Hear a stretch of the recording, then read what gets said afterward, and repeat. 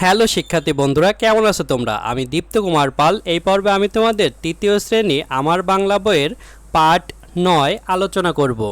দেখো বন্ধুরা, এখানে আছে বাক্য পড়ি ও লিখি। এখানে আমরা বিভিন্ন বাক্য পড়ব এবং লিখব। দেখো এখানে আছে পড়ি। মামা, মামা আপনি কেমন আছেন? চাচি, চাচি আপনাকে অনেক ধন্যবাদ।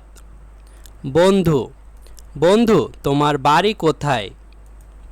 এভাবে বিভিন্ন বাক্য দেওয়া আছে।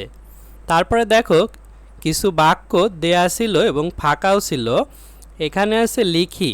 এখানে উপরে একটি বাক্য দেওয়া আছে আপা, আপা আমি আসতে পারি। তারপরে দুইটি বাক্য দেয়া ছিল না, যা আমরা লিখেছি স্যার, স্যার আমি আসতে পারি। বন্ধু, বন্ধু আমি আসতে পারি।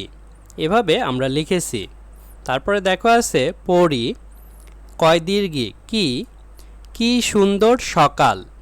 দেখো এখানে বিস্ময়সূচক চিহ্ন দেওয়া আছে, অর্থাৎ কি সুন্দর সকাল এখানে বিস্ময় বা আশ্চর্য বোঝাচ্ছে। বাহ, বাহ দারুণ খেলেছো।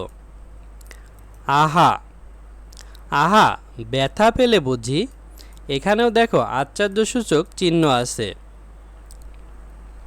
তারপরে দেখো এখানেও আছে লিখি কয় দীর্ঘি কি, কি দারুণ বৃষ্টি। দেখো এখানে ছবিতে বৃষ্টি হচ্ছে।